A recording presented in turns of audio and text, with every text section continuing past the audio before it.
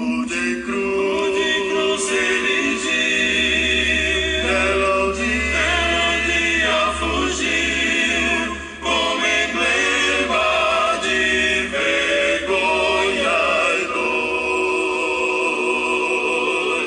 Mas contempla essa cruz, porque nela Jesus deu a vida por mim, pecador.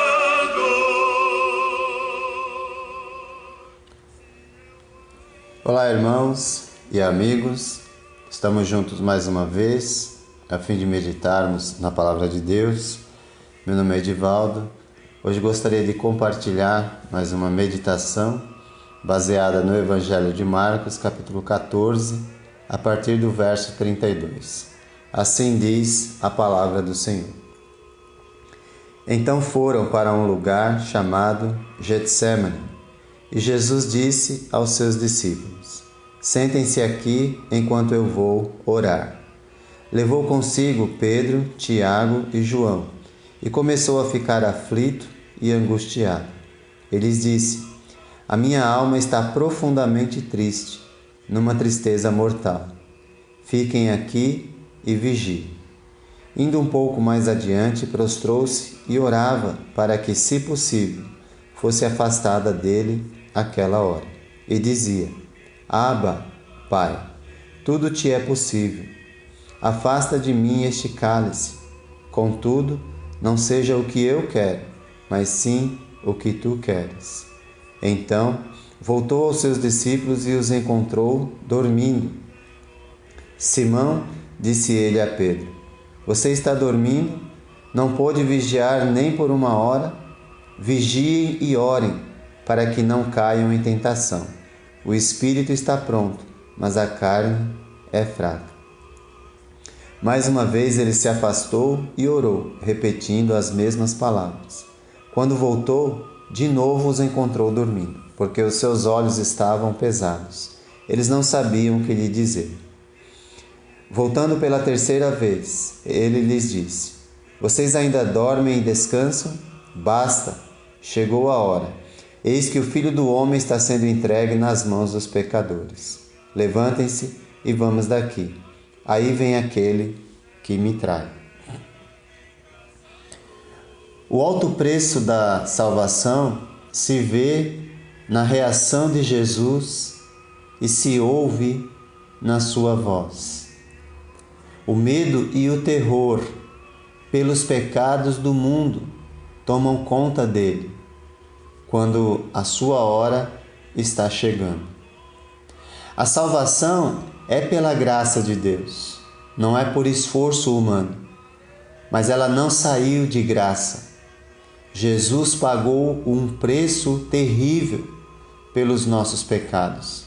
Daí está o alto valor que devemos dar.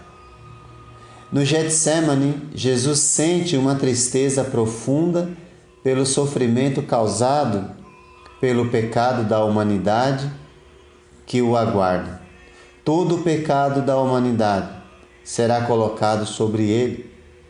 No verso 41, Jesus morre porque é o Filho do Homem.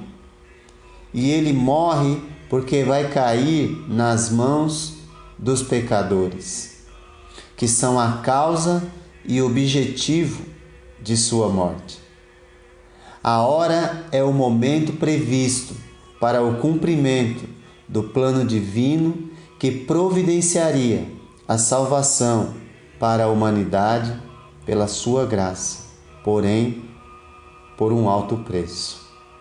Por tudo isso, o verso 33 declara que Jesus sente uma angústia, um pavor, e no próximo verso ele diz: A minha alma está profundamente triste, numa tristeza mortal.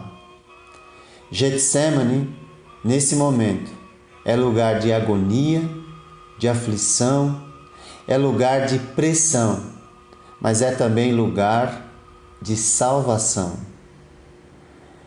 onde o domínio diabólico do inimigo é derrotado apesar do terror que atravessa a alma de Jesus. É nesse momento que o inimigo ele começa de uma vez por todas a ser derrotado completamente.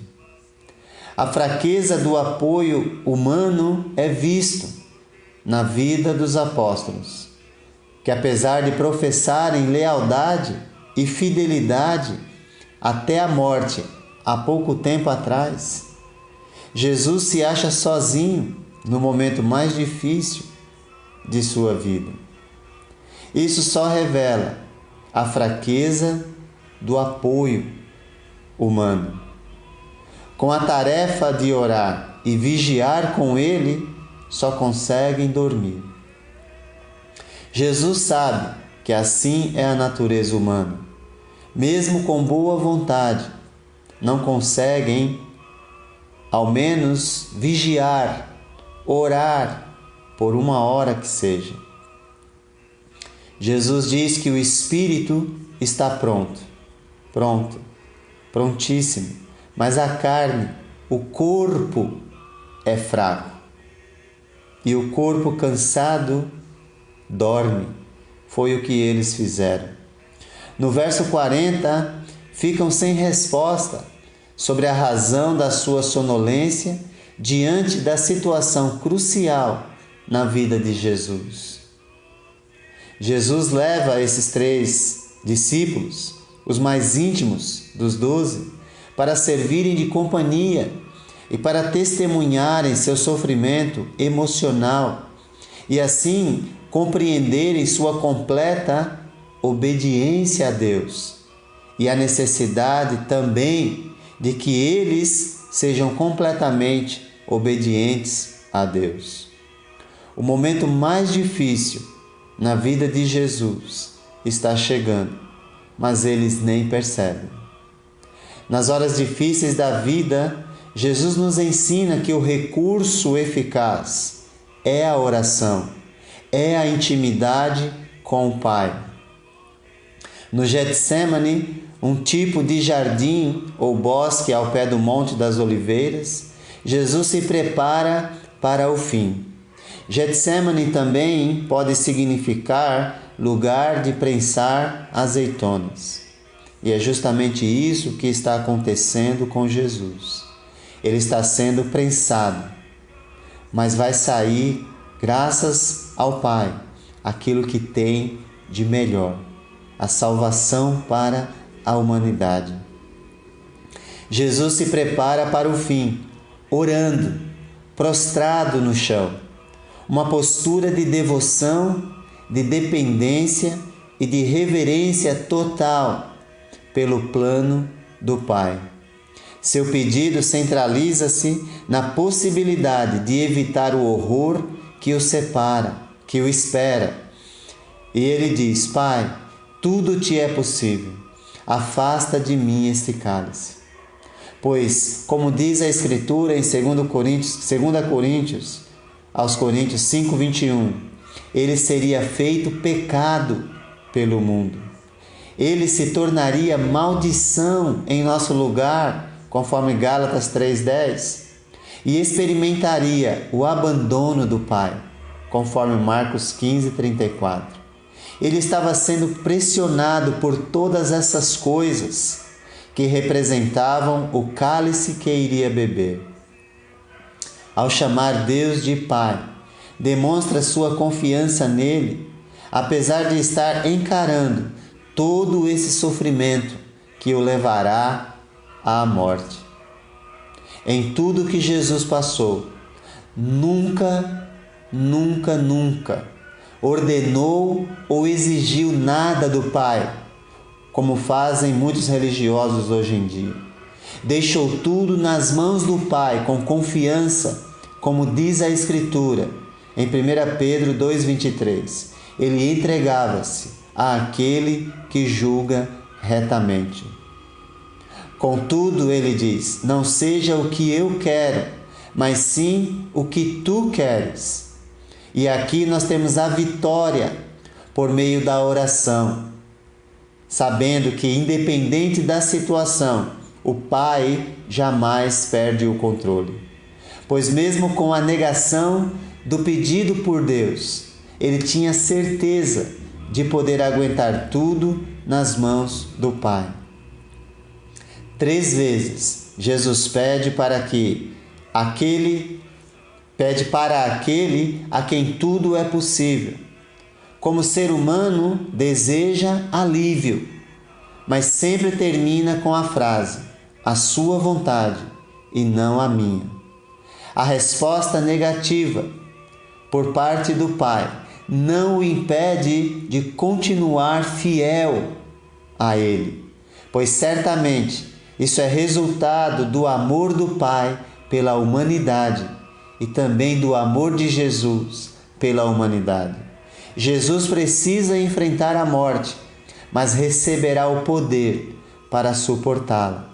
Ele venceu por meio da oração, que nós também possamos vencer. Depois de orar 3 vezes e com a certeza da resposta divina sobre seu caminho, Jesus diz: basta. Mesmo sem apoio humano, confia na resposta divina e está pronto para enfrentar o seu caminho solitário. Jesus sabe o que virá e quem trará essa desgraça. Por isso avisa que chegou a hora da traição. Mesmo assim, ele continua caminhando para a frente. Que nós possamos seguir o seu exemplo. Diante desse momento dramático, que possamos sentir o que Jesus fez por nós.